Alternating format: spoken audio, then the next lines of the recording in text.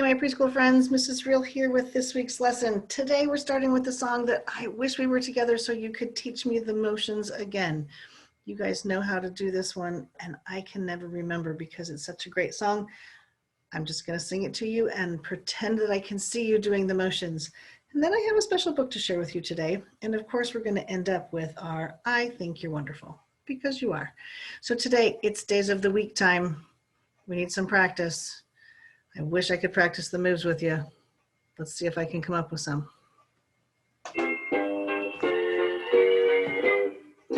Monday, Tuesday, Wednesday, Thursday, Friday, Saturday, and Sunday, the days of the week.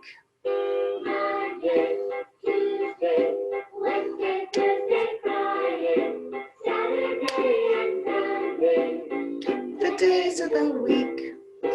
Each day with a smile, make each day fun. Make each and every day a very, very special one.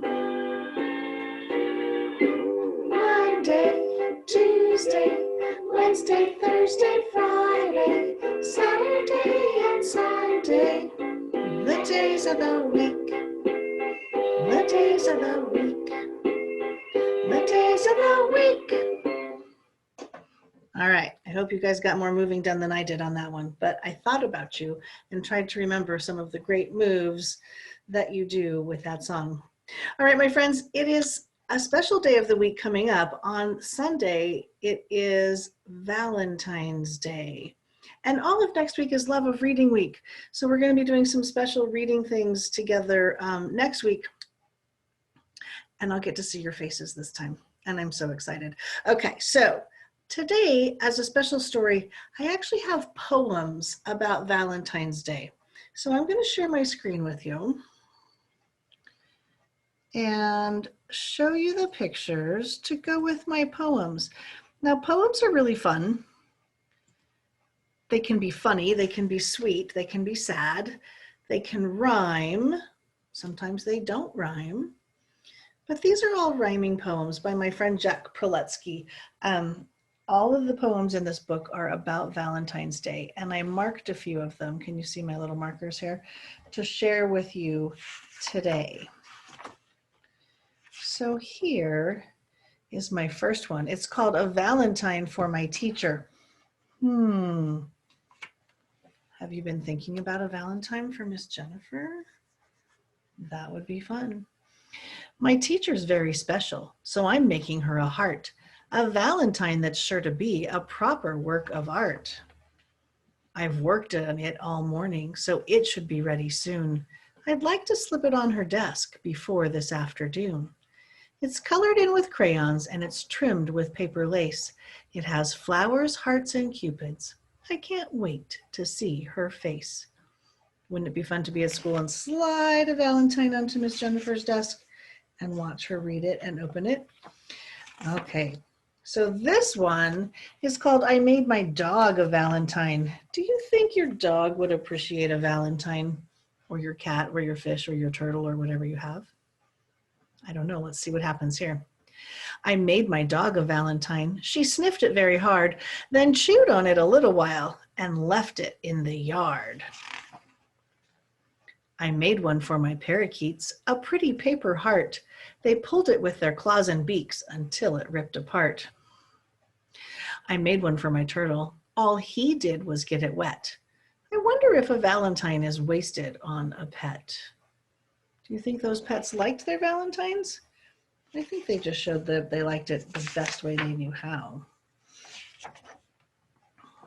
All right, so here is a poem about a mom's present for Valentine's Day, but I don't think this one works out very well. Mother's Chocolate Valentine. I bought a box of chocolate hearts, a present for my mother. They looked so good I tasted one, and then I tried another. They both were so delicious that I ate another 4, and then another couple, and then a half a dozen more. That's 6 more candies. I couldn't seem to stop myself. I nibbled on and on. Before I knew what happened, all the chocolate hearts were gone. I felt a little guilty. I was stuffed down to my socks. I ate my mother's Valentine. I hope she likes the box. If your mother thought you were giving her candy for Valentine's Day and all you gave her was the empty box, do you think she would be happy with that present? I think she would be sad because she would like the candy.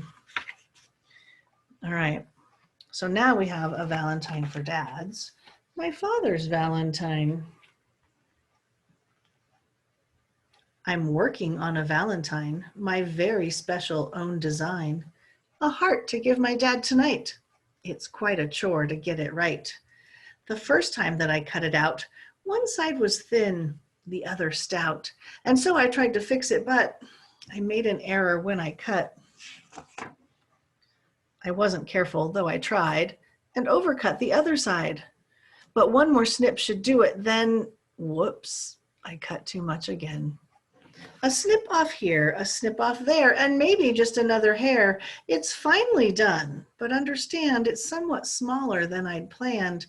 It's not much bigger than a bean, the tiniest heart I've ever seen. I guess I'll give it to him now. I bet he likes it anyhow. So look at how big the heart was when the boy started cutting it. He painted it, and then he cut it out.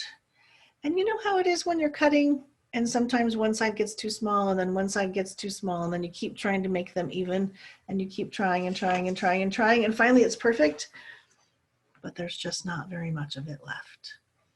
That happens, but I bet Dad loved that heart too. All right, our last poem, my friends, is all about fun things, fun, tasty, sweet treats. I love you more than applesauce. I love you more than applesauce, than peaches and a plum, than chocolate hearts and cherry tarts and berry bubble gum.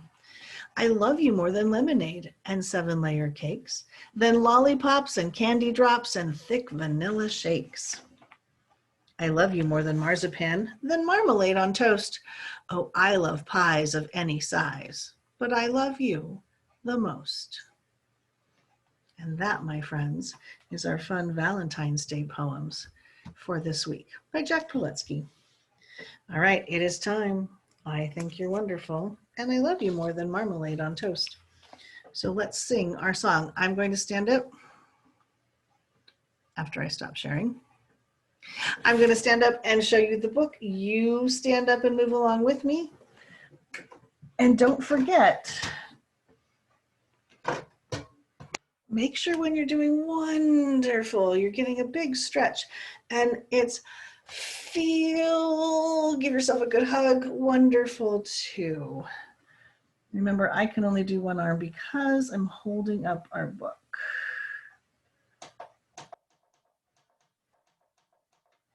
Here we go.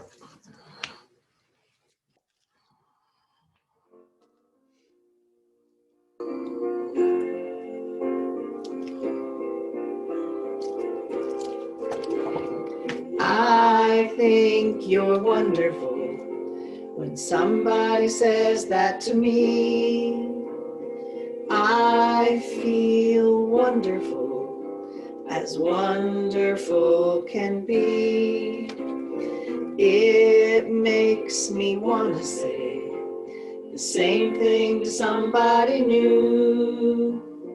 And by the way, I've been meaning to say, I think you're wonderful too. We practice this phrase in the most honest way. Find something special in someone each day. We lift up the world one heart at a time. It all starts by saying this one simple line. I think you're wonderful when somebody says that to me. I feel wonderful, as wonderful can be. It makes me want to say the same thing to somebody new. And by the way, I've been meaning to say, I think you're wonderful too. And each one of us feels important inside, loving and giving and glad we're alive. Oh, what a difference we're making each day, and all because someone decided to say, I think you're wonderful. When somebody says that to me, I feel wonderful, as wonderful can be. It makes me want to say the same thing to somebody new. And by the way, I've been meaning to say, I think you're wonderful too. And by the way, I've been meaning to say, I think you're wonderful too. All right, my friends, that's it for this week. But I am so excited that next time I'll get to see you and you can see me, and I'm going to read you a story, and we'll see each other in person. And I'll talk to you then.